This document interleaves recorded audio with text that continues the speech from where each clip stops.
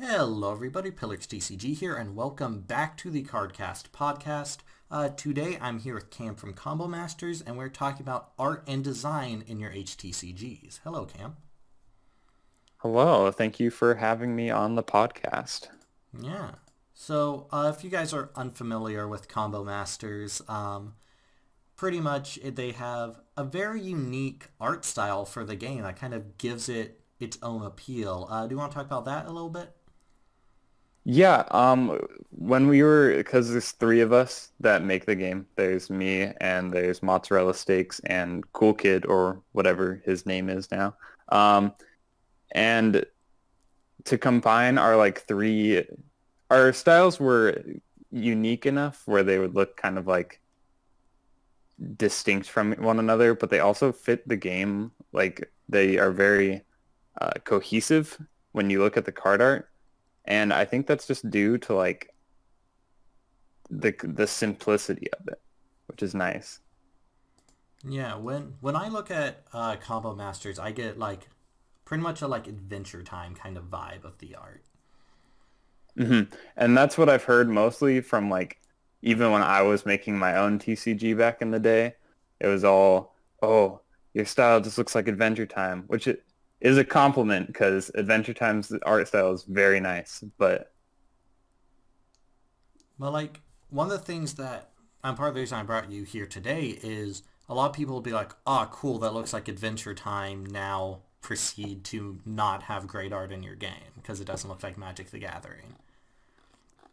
Like that's true. a lot of what I've gotten. So with Pillars, I am not a great artist. I'm pretty good at coloring, and then I've had a lot of art donated to me from many people, which I'm very appreciative for. And then I would color it, and I have a very dark and sinister kind of coloring style. A lot of very bright and dark shadows. And so I realized that's the color scheme that people deem as good. Like if I post just a drawing from my game that was donated with just the colors colored in, no real shading, which is how a lot of games are released because if someone does it by hand, there's not a lot of shading they can do. Then people don't really say anything. But after I get those colors and shades on there, I get a lot of compliments on it. And I don't really feel like that's what makes it good though. Yeah, it seems like if your game is not like gritty and realistic or anime, it's automatically not mainstream. Like there's two sides to the coin. Like people like Combo Masters because of how unique it is, or they immediately deem it as quote unquote bad art because it is not Magic the Gathering or Yu-Gi-Oh! So it's really interesting to see that dynamic. But what I really want to dive into on this episode is the fact that I feel like I personally, Combo Masters has some of my favorite art, and that's not just your cards, which have this really nice cartoony style. It includes like what I would call a bad drawing from Cool Kid or Moz. A lot of those still look really good, and that just kind of all comes down to the fact that you guys found a very nice template that and font and everything that makes your whole cards blend together and gets this cartoony style elevated and gets that nice. And because I believe like if I looked at some of your art styles on a Yu-Gi-Oh or Magic the Gathering template, I would call Combo Masters art bad. But in its current state, I think it's some of the best in the whole HTCG community. Yeah, exactly. We kind of found this like it has a bubbliness to match the art because Cool Kid originally made a template and I was like, okay, cool.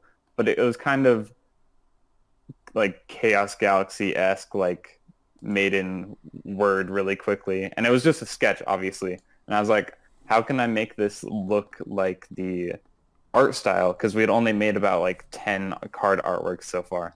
And once I made that initial template design, it stayed pretty consistent with how it looks like in the current game, but it just somehow just flows with the artwork. Even though we have our unique styles, it really brings it together. And I really agree with your point there that like if you slap that on like a Yu-Gi-Oh card, it would look terrible because it has bright colors contrasting with like a realistic, like almost stone looking template. And that just really shows the importance of templates in the game overall. Yeah, and there are obviously some games like I don't know how familiar you are with Anthelom, if that's how you pronounce it, but the game has really beautiful art and a really beautiful template, and it all just is very pleasing to look at. A game like that, you could put essentially anything in either the template or put the art in any template, and it's going to look good. But that has some of the liberties of having a budget, which is great. I love when people do, but for most of us that don't, we kind of have to balance. Pretty much everyone I know is either good at one or the other. A lot of the times I'll spend a couple hours of a day trying to actually help somebody create a template, and I would say I'm fairly good at that. And my point with that is basically just it's very strange looking at how much one of those components can change the whole art style. I'm going to bring up, I'm not trying to bring any hate into this at all. I'm just going to use this as an example. I love the guy. Um, but of all people to pick on, I would pick on Alpha Wookie, the owner of the HTCG community Discord. Lovely dude, amazing artist, and a fantastic looking game. But he suffers from the whole issue of bringing things together. And now I want to call him to change any of the stuff he has because it's gotten to the point where he's worked on it for years. So this is what his game has become. And that's another thing you need to look at for games is if someone has had an evolving template and card art for years, then eventually when it gets to that peak point, changing it just kind of messes things up. But looking at some of Horizon's cards, I very much don't think that the art matches the template. It has like a very busy template along with highly detailed artworks. And so whenever I kind of look at that, I just get this feeling of I don't really know what's going on, and it makes the template look ugly because you're focusing on that too much instead of the art, or you flip it around and makes the art look ugly because you can't really appreciate the template with it and you're just staring at the card. So I don't know, it's a very strange balance. How would you say would be the way to kind of fix that? Well, yeah, because I think even games like that are as big as like Magic the Gathering have this problem of busyness. You only have 2.5 by 3.5 inches to work with here, and you have to use that space well. Like I've seen people where it's way too busy, or it's the opposite problem where their artwork takes up way too much of the space, or there's just like a void of space for text.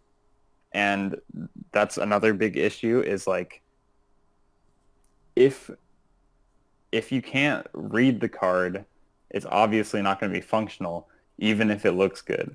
So like I think it's really important to find balance in a template.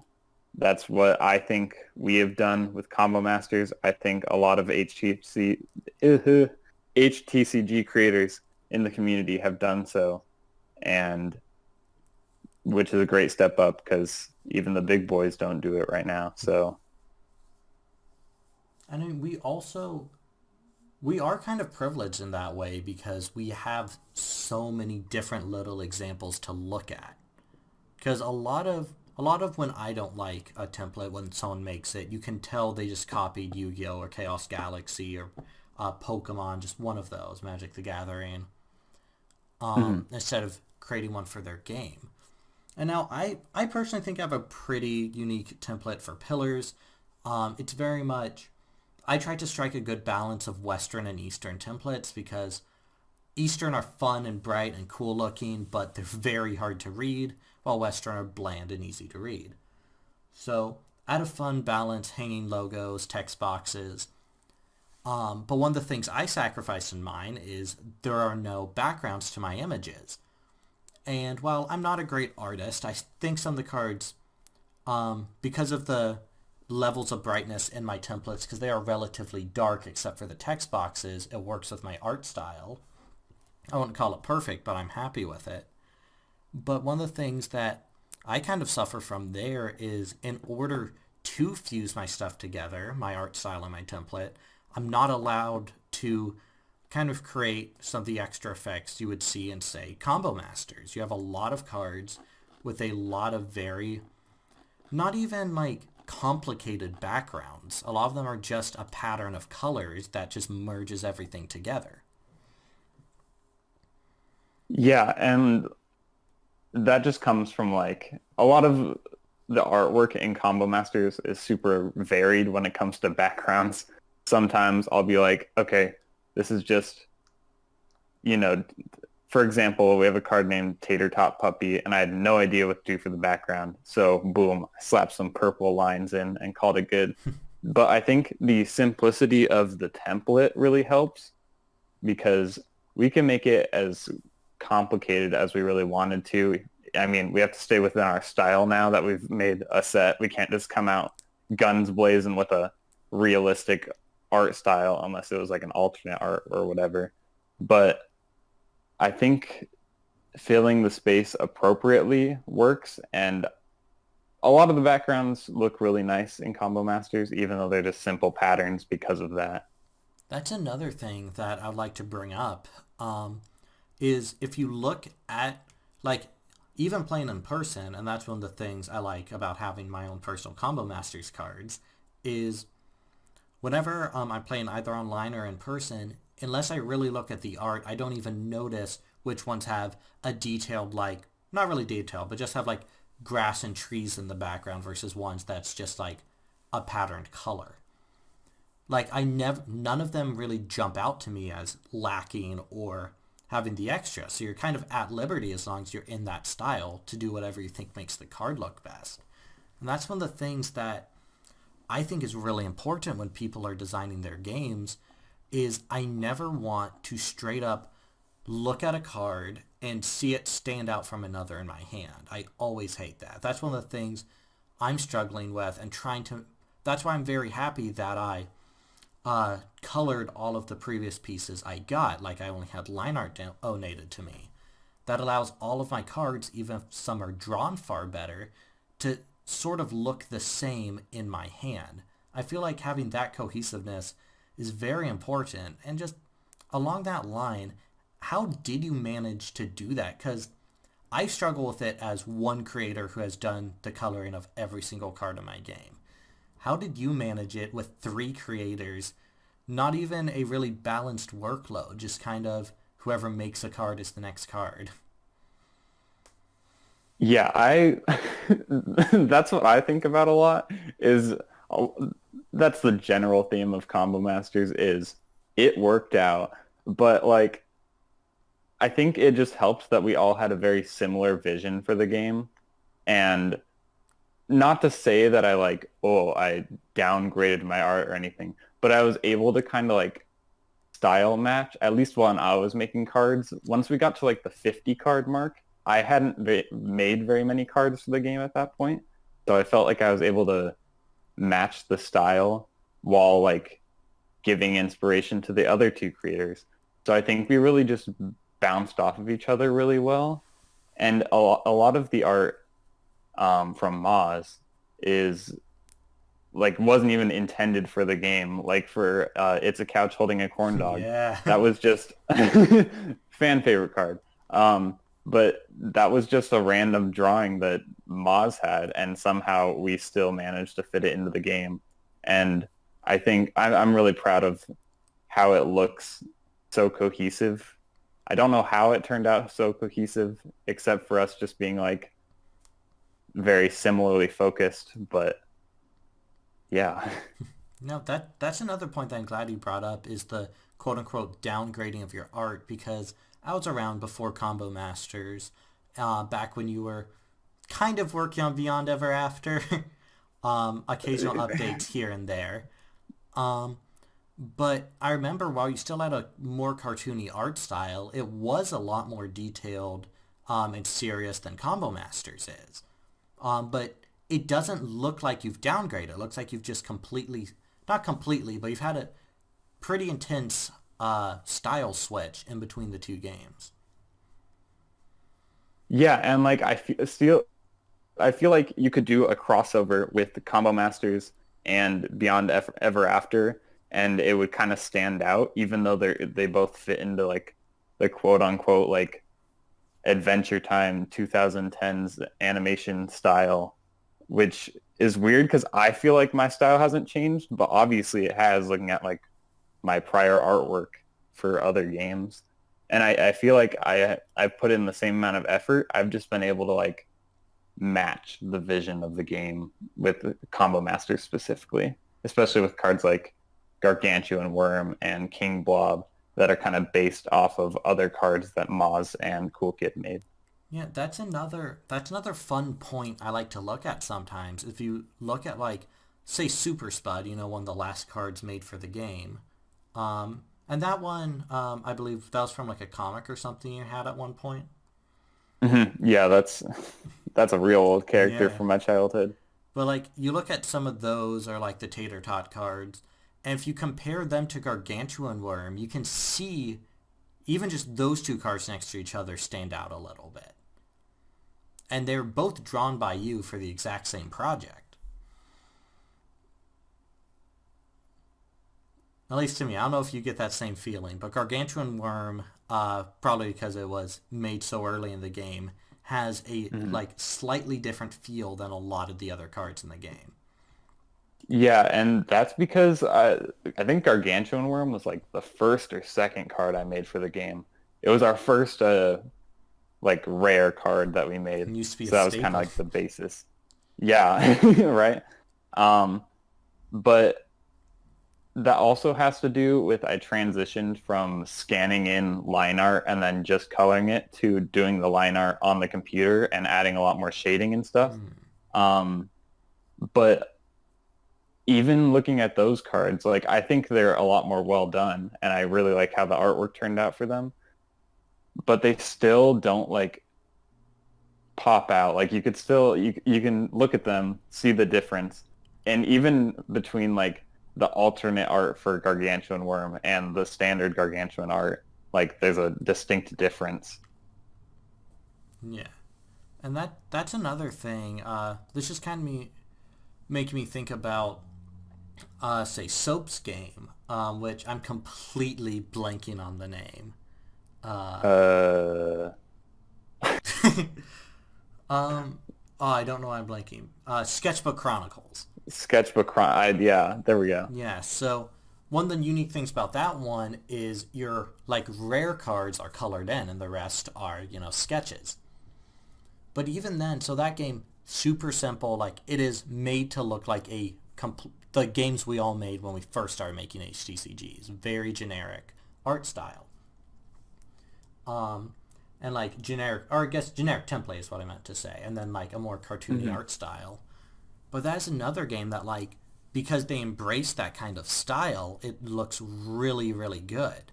Putting that art on a different template or switching that up would have looked pretty trash, honestly. But it honestly, in terms of looks, is one of my favorite. It has a very like clean, like gives you the vibe of just playing with one of your brothers at a game that you create as a kid. I remember doing that all the time, and it gives me those same sort of vibes. So one of the things that I find really weird thinking about this is like I feel like a lot of us, because I was in the boat where when I first started creating pillars, I completely stopped making the game because I can't draw. Like I had a super unique game concept. Everyone that playtested the game with me loved it, and this was before I had tons of mechanics I do now to make it better. But I had my core Hmm. concept, people loved it, and I quit because I couldn't draw, and I felt like that was going to make it so nobody got my game. Now I'm seeing that there are quite a bit of games in the community that are doing pretty well despite that. But I do think that art has a major a major reasoning as to whether or not someone's going to click on your video about your game. Someone's going to pick up your box if it was in a store, click on the Game Crafter. So how do you find that balance of my art's bad, but I've got a good idea when you're at this point where art is the first thing someone sees about your game? Yeah, I'd say it's all about like presentation. Because we even our thumbnail on the Game Crafter and like our YouTube banner and everything, I included our like quote unquote best art kind of like main characters, but also like I put Gargantuan Worm, I put Super Spud, like all the art that all three of us are like have discussed and have realized that it's the best. But in tandem with that, there's no complex backgrounds. The logo is super simple. I didn't go overboard with like putting a ton of things in the thumbnail for videos and stuff. And I make all the YouTube thumbnails, and I think most of them have turned out pretty good. I guess Moz makes them for any videos that he makes, but still, I think they all fit together well. Um, but it's just finding that like if your game is simple, full send with the simple theme. If your game is complex but it still looks really nice and artistic, go with that. Like roll with it. It'll probably turn out better than if you put super complex, like highly detailed, hyper realistic human drawings on the green Combo Masters background. Like it's not going to turn out that well. So I would just say finding your style and really sticking to it is the key. Yeah, I think presentation's a really good point. Because again, it's been growing for years, so it's good to look at. If you look at the original battle boxes from Chaos Galaxy, they Oh are yeah. a mess of creatures everywhere. Um, and like it is showing off some of the better art in the game, but you don't quite know where to look when you're looking at them. And like I still loved those videos. When I was younger, I would have been thrilled to see one in a store. But if you look at like the progression of those original boxes to what Zach has now, they're a lot more clean and easy to look at. It still has that kind of hodgepodge feel on some of it, but it doesn't like distract you. And I feel like that's one of the things where like you just really need to find that nice happy place for what looks good with your game. Zach does have a lot of very unique designs in his game. That's one of the things that makes the game what it is. It's all these different aliens from different planets. So showing off a bunch of them made sense. However, you do need to try to find that little sweet spot. I'm at the point where, I guess this is a little bit of a reveal, but I haven't quite made them yet. I'm heavily debating going against the flow and not having a single unit or creature, whatever you want to call them, on my deck boxes. Because I'm at a point where I have a nice, I like the logo of my game. It's got a nice background. It's got a nice glowy text, easy to read. So I'm debating going more the approach of just recoloring my logo for my boxes and just having nice, clean, easy to look at boxes. Because I personally believe that if I stuck even the best drawings of my game on there, it would heavily contrast with my logo because I styled it up and made it a bit more pretty, as opposed to the Combo Masters logo that's the nice Cartoon Network looking CM next to it. Yeah, exactly. And like I love Chaos Galaxy. I think he's obviously inspired a ton of us. I think a lot of his cards look good, but he's kind of put himself in a box with his template and like packaging design. I think the set for battle boxes and theme decks look really good. Like he finally didn't put just like 20 creatures on the front of it, but like as his artwork gets better and better, the more obvious it becomes that his template is simpler and simpler compared to the artwork. And like I think his set 4 artwork is some of the best that he's done, but it's stuck on the template that he can't really change at this point in the game because he's got like almost what 450 cards or something Yeah. like that. So like the balance is kind of shifting further and further away for him. And I've seen that in even like Magic the Gathering, like the older cards, I think it's pretty obvious, but they have the luxury of being Wizards of the Coast and being able to completely change their template whenever they want to. Release like 500 new cards a year, so it doesn't matter. Yeah, exactly. It doesn't matter. They can completely shift the cards that are playable whenever they want. So it's a little bit of a different situation for them. Yeah, and that's another thing. Like, we bring up Chaos Galaxy a lot, but it's one, something everyone's going to be familiar with for the most part, and also a really interesting experiment to look at because we're able to see everything Zach may have done wrong when creating the game that he didn't have an example when looking at. So one of the things, I really like the point you brought up because the original Chaos Galaxy cards, I think once you hit like set 2 and 3, well, I guess now 3 and 4 actually, but like or I would say 2 and 3, yeah, you get this kind of awkward, it doesn't quite feel right because maybe the first 2 sets, you've got a nice good art but not like amazing art, contrasted with a nice simple template, and it gave the official homemade trading card game anybody can create a professional game. Like, looked like Yu-Gi-Oh, but worse than Yu-Gi-Oh in terms of, art and design. So it showed like, oh, even if my game looks like this, because, used the same template I assume a lot of us did growing up, I can still create a game and having that sort of art. So that looked really good. Then you kind of hit this awkward phase where you see his art is getting better and better, but then he's stuck in this little template.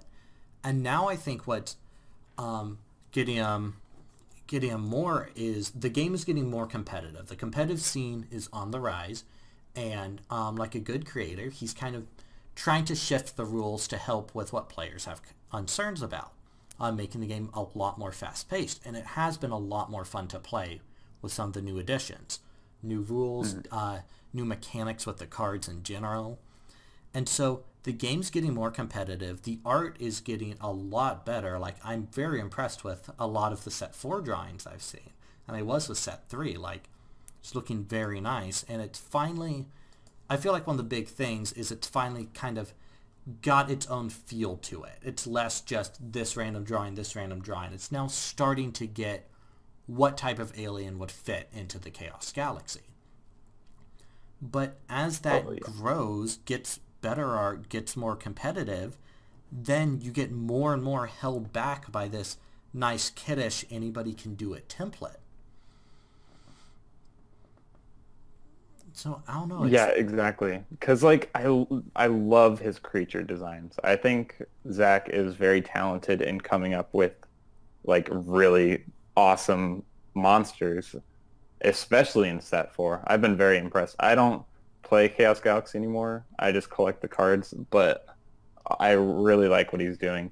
But I agree that like I think Chaos Galaxy is a game that could like benefit from just an overhaul of the template now that he's gotten this far. Like I don't know. I just feel like it's holding him back, especially with his like Copics.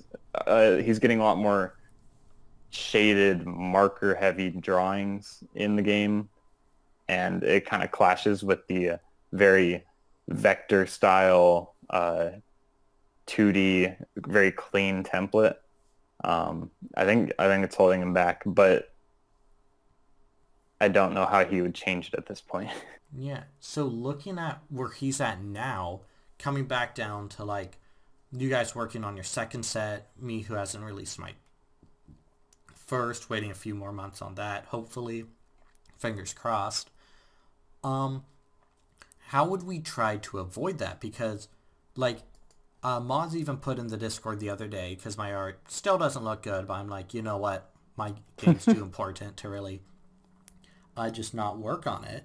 He was just like, well, by the end of making, because there's around 250 cards in my first set, he's like, by the end of that, you're probably going to at least be decent at drawing. And so it's going to get to this point where I have actually been concerned about, once I release the game, all of the newer made cards in the set are going to look better than my original, like presumably by a lot, as I get more used to drawing, especially drawing on the computer and getting my digital art done. So what's a step we could take now to try to kind of minimize that and make sure we don't get stuck in a rut in the future where our own previous work is holding our game back? Yeah, because that's a good point because homemade trading card games, they take a long time. Like, especially if you're just one creator who wants to make a really clean, nice looking game, it's going to take a long time. So I would just try and start simple. I've seen a lot of people, they have this super complicated, like super complex template. And I think your template just needs to grow with the game. I would s- I would even go as far as like don't make a template for the game until you have like at least over half of the cards made because then you can be preemptive and go back and see, okay, I have these sets of artwork that I want to use. They're obviously worse because did these first 30 arts before the next 30 art and just kind of see what fits the game overall. We had the luxury in Combo Masters that the template and the artwork was already simple enough that it worked. But we have a modular template. Like our text box, if you put two cards next to each other, the text box can be at different heights because I made it so we can adjust it for cards that are heavy on text. But in the original like 20 cards, there was not very much text on the cards. So just kind of put in some buffers for yourself so you don't get stuck doing way more work than you need to when you need to adjust those earlier artworks. Yeah, and that just reminds me of a PSA I'd like to throw out as we're nearing the end of this episode is always save a Photoshop copy of your card on the template with especially with your template, not just a merged layer. I'm going to stress this because about every time I mention there's something wrong with someone's template, they're like, yeah, I noticed that about 30 cards ago, but it's too late to change it. And so, I Oh don't know. yeah. Oh my gosh. Please just have whatever you make your card in, just have a file that says blah blah blah template and just keep that because And it'll have make your every life single so much layer still easier. separated. Yep. Yeah, no, in its original form. Like I make the game in Adobe Illustrator and I literally have a folder that just says Combo Masters template attack, Combo Masters template action, and it's just a workable template. Oh yeah, It'll save you a lot of time. I created a folder on my computer that it's literally just card templates, and there's 6 factions in the game, and I have 3 for each. For every single type of card for each faction, I've got their template in there, so Hmm. that if there's some small thing I need to change, I can just do it, put on every single card rather than editing one, and just like if you do that, then sure, maybe changing your whole template could be like a 2 or 3 hour long process, like for every single card in the game. But for most people, if you don't do that, it becomes a either week or 2 long project or just irreversible. Yeah, no, 2 to 3 hours is nothing compared to what you'd have to do. So Yeah. So don't do that. um, as we sort of wrap up, is there any like last tips about art and design within HTCGs that you'd want to bring up? Um, yeah, I might as well. I'd just say like it doesn't matter what level your art is at. Obviously, we aren't like master artists here at Combo Masters, but like as long as you feel confident in your style, go for it because who knows, that style may go on trend or I mean, you can break the meta of HTCG and TCG artworks in general. So just be confident in your style when you're making your game. Yeah, very good advice there. I would like to thank everyone for listening to this episode of Cardcast. Be sure to check out Combo Masters, link in the description, as well as the link for the HTCG Discord server. A lot of good help you could get there, including talking to us if you wanted to ask for some elaboration on points we bring up. Please subscribe if you are new, and I will see you guys in the next video.